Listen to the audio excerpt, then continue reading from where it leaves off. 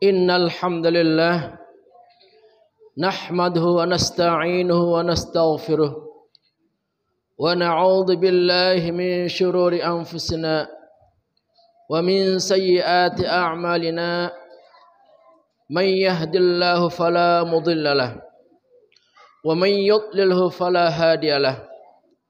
Ashhadu an la ilaha illallah wahdahu la syarika lah wa asyhadu anna Muhammadan abduhu wa rasuluhu la nabiyya ba'dah. Allahumma shalli wa sallim wa barik ala sayyidina Muhammadin wa ala alihi wa sahbihi ajma'in. Fa ya ayyuhal hadirun usikum wa nafsi bi taqwallahi wa ta'atihi la'allakum tuflihun.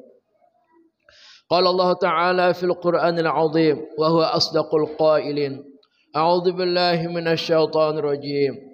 Ya ayyuhalladzina amanu taqullaha haqqa tuqatih wa la tamutunna illa wa antum muslimun. Wa qala an-nabiy sallallahu alaihi wasallam, man kana yu'minu billahi wal yawmil akhir falyukrim dhaifah. Rawahul Bukhari wa Muslim. Hadirin jamaah Masjid Jami Al-Hidayah yang kami muliakan, alhamdulillah kita bersyukur atas segala nikmat tercurah kepada kita. Di antara nikmat-nikmat yang banyak tersebut, hanya satu nikmat yang paling besar dan paling istimewa, yaitu nikmat kita dalam iman dan Islam. Semoga nikmat-nikmat ini dapat kita syukuri dan kita jaga hingga akhir kematian kita nanti. Salawat dan salam tak lupa kita sampaikan kepada beliau yang teramat kita cintai dan kita nantikan syafaatnya. Beliau adalah baginda Nabi besar Muhammad sallallahu alaihi wasallam yang telah menuntun umatnya dari jalan kebodohan menuju jalan kebenaran, sebagaimana yang telah kita laksanakan dan kita saksikan pada kehidupan kita di alam dunia yang fana ini. Hadirin jamaah yang berbahagia rahimakumullah. Sebelum khatib menyampaikan materi-materi khutbah pada Jumat yang penuh berkah dan mulia ini, khatib mengajak dan berwasiat sebagai salah satu rukun khutbah untuk senantiasa meningkatkan kualitas ketakwaan kita dengan istiqamah melaksanakan semua perintah Allah dan istiqamah pula menjauhi semua larangannya. Hadirin jamaah yang berbahagia rahimakumullah. Pada edisi Jumat kesempatan ini, khatib akan menyampaikan salah satu syair yang khatib susun, yaitu syair yang ke-621. Merupakan syair inspiratif berjudul Adab Menerima Tamu, sebagaimana yang khatib telah sebarluaskan di media sinar5news.com. Adab dalam menerima tamu, mesti mengetahui sesuai ilmu, agar hubungan baik selalu pada tamu yang mengunjungimu. Sambutlah kedatangan tamu dengan ramah senyum wajahmu, cerah ceria raut mukamu, bahagia dan senang dalam hatimu. Persilahkan kepada tamu dengan sikap lemah lembutmu untuk duduk di ruang tamu atau tempat layak di rumahmu. Suguhkanlah hidangan untuk tamu yang terbaik dalam rumahmu sesuai dengan kemampuanmu, seperti makan, minum, kopi, susu. Berbicaralah apa yang perlu dengan sopan santun lisanmu. Jika ada masalah tamumu, cari solusi dan saling membantu. Jemaah sekalian, dari untayan bait syair ini kita mendapatkan berbagai macam ilmu penting terkait adab kita menerima tamu. Semua kita pasti telah dikunjungi oleh tamu-tamu kita, baik tamu yang jauh maupun tamu yang dekat, baik karib kerabat kita sendiri maupun teman-teman kita. Mereka datang dengan maksud yang baik. Di antaranya adalah untuk bersilaturahmi, menyambung tali persaudaraan, tali kasih sayang yang mungkin telah lama tidak terjalin. Maka kita sebagai tuan rumah hendaknya menunjukkan sikap terbaik kita untuk menyambut tamu-tamu yang hadir, baik yang sifatnya mendadak atau telah lama dinanti-nanti dalam satu pertemuan di momen-momen tertentu. Memuliakan tamu adalah bagian dari ciri khas atau tanda-tanda keimanan dalam diri kita kepada Allah dan hari akhirat. Nabi kita bersabda, "Wa man kana yu'minu billahi wal yaumil akhir falyukrim dhaifah." Dan barang siapa yang beriman kepada Allah dan hari akhirat, maka hendaknya lah memuliakan tamunya. Hadis riwayat Bukhari dan Muslim. Melalui hadis ini berkewajiban di antara kita untuk bersama-sama memuliakan tamu-tamu kita. Untuk memuliakan tamu itu paling tidak ada 4 adab kita dalam menerima tamu-tamu kita yang terhormat. Yang pertama, hendaknya kita menyambut kedatangan mereka dengan sikap ramah. Sikap ramah artinya sikap yang disertai dengan senyum yang tulus di wajah kita. Kemudian menunjukkan muka yang cerah ceria, disertai dengan suasana hati yang bahagia dan senang. Inilah adab pertama dalam menyambut tamu. Hendaknya kita menunjukkan rasa ramah kita, penerimaan yang ramah, agar tamu tersebut merasa senang dan merasa bahagia karena sambutan kita begitu ramah.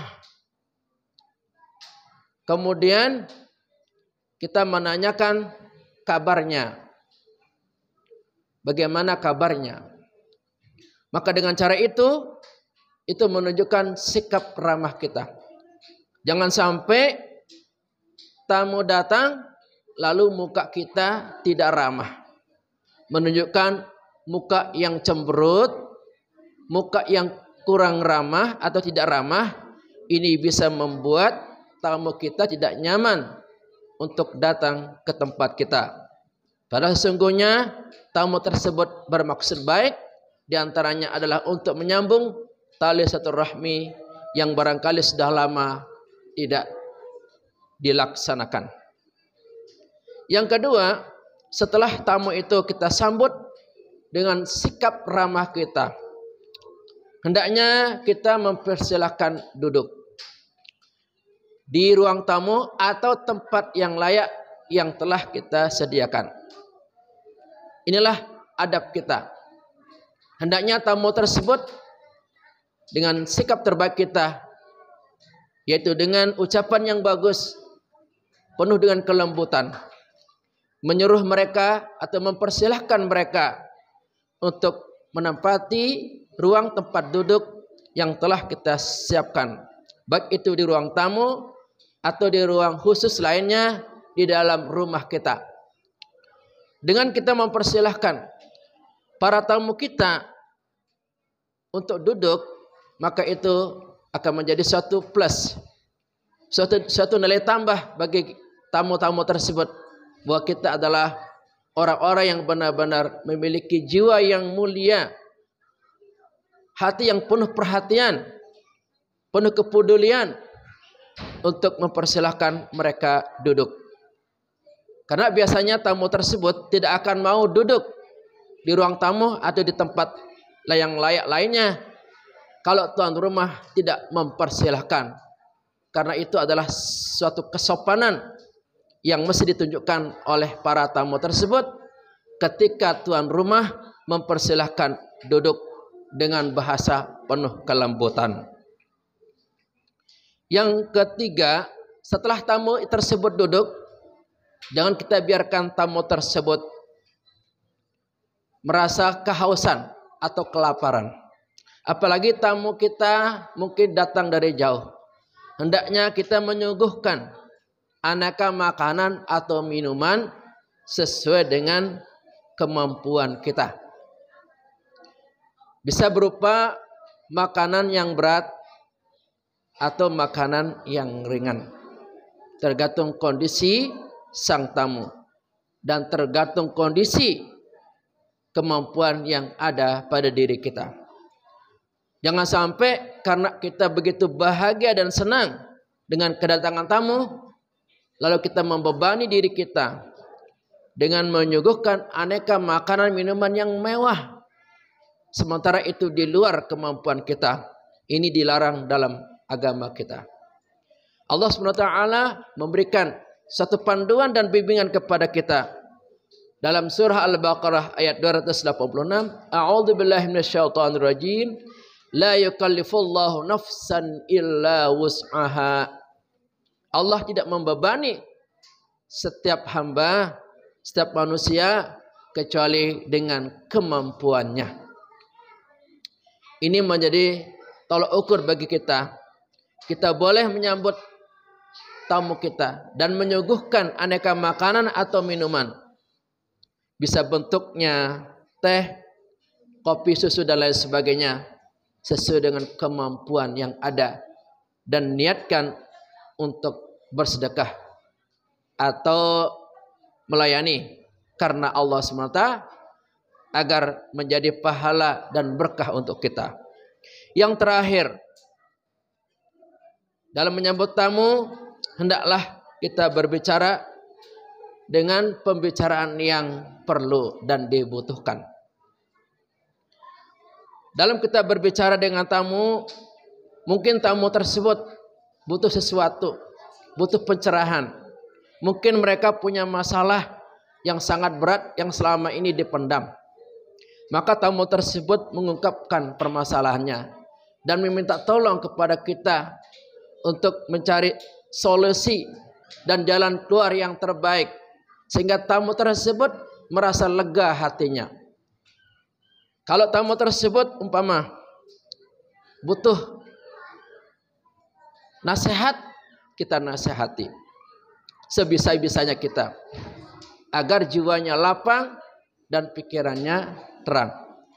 Kalau tamu tersebut butuh dana umpama, entah itu meminjam dengan jumlah tertentu, dan kalau memang kita ada, kita sampaikan dengan penuh sukacita.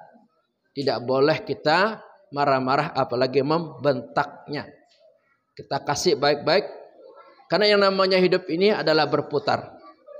Kalau hari ini tamu kita yang sedang kesulitan, satu saat mungkin kita yang akan mengalami kesulitan yang sama. Maka di saat itulah kita pun membutuhkan pertolongan orang lain. Artinya hidup ini tidak selamanya kita berada. Ada saat-saatnya kita kekurangan dalam harta benda kita. Maka kita mempunyai suatu niat atau ide untuk meminta tolong kepada orang yang kita percaya mau dan mampu membantu kita. Nah, ketika mereka datang ke rumah kita untuk mencari bala bantuan, entah itu mereka meminjam barang-barang atau uang kita, kalau memang itu ada, kita bantu mereka. Insya Allah ini besar pahalanya. Kalau seandainya kita melihat orang yang datang ke tempat kita adalah orang yang benar-benar tidak punya atau miskin, maka tidak ada salahnya kita bantu dengan percuma, dengan gratis. Karena itu akan sangat membantu meringankan beban-beban derita saudara-saudara kita. Dan Allah berjanji sebagaimana hadis Nabi kita, wallahu fi aunil abdi madamal abdu fi auni akhihi. Artinya Allah akan menolong seorang hamba ketika hamba tersebut menolong saudaranya yang sedang kesulitan. Artinya kalau mau Allah menolong kita dengan pertolongan yang terbaik, maka mari kita menolong saudara kita yang serba kekurangan. Maka dengan sendirinya Allah pun akan menolong kita dan akan menyampaikan hajat-hajat kita yang kita butuhkan. Selama ini mungkin mengapa kita begitu sulit dalam kehidupan kita? Mungkin diantaranya karena kita tidak pernah mau membantu orang-orang yang sedang kesulitan. Kalau Allah mau menolong kita dan memudahkan kita, baik itu dalam rezeki kita, dalam ekonomi kita, dalam usaha kita, maka mari kita banyak membantu menolong saudara-saudara kita yang membutuhkan. Maka dengan cara itu, insya Allah Allah akan menolong kita dengan aneka rezeki yang penuh berkah yang akan kita terima. Semoga sedikit uraian khutbah ini menjadi suatu ilmu pengetahuan agar kita dapat memiliki adab dalam menerima tamu, sehingga kita mendapatkan nilai-nilai kebaikan serta keberkahan dalam kehidupan kita. Barakallahu li wa lakum fil Qur'anil azim wa nafa'ani wa iyyakum bima fihi minal ayati wa dzikril hakim wa taqabbala minni wa minkum tilawatahu innahu samiul alim.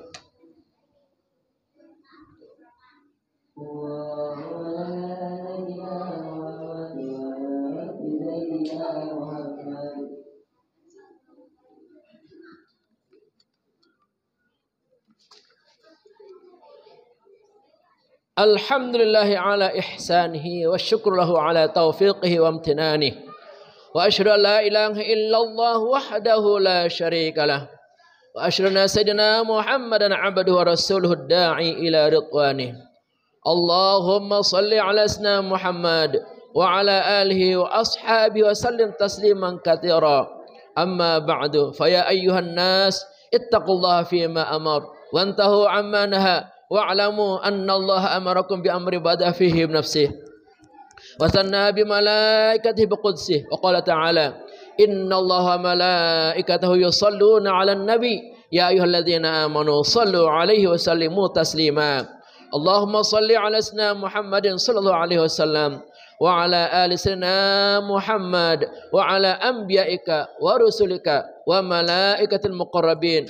ورضى اللهم عن الخلفاء الراشدين أبي بكر وعمر وعثمان وعلي وعن بقية الصحابة والتابعين لهم بإحسان إلى يوم الدين. اللهم اغفر للمؤمنين والمؤمنات والمسلمين والمسلمات الأحياء منهم والأموات. اللهم أعز الإسلام والمسلمين وأذل الشرك والمشركين وانصر عبادك الموحدين وانصر من نصر الدين واخذل من خذل المسلمين ودمر أعداء الدين واعل كلماتك إلى يوم الدين.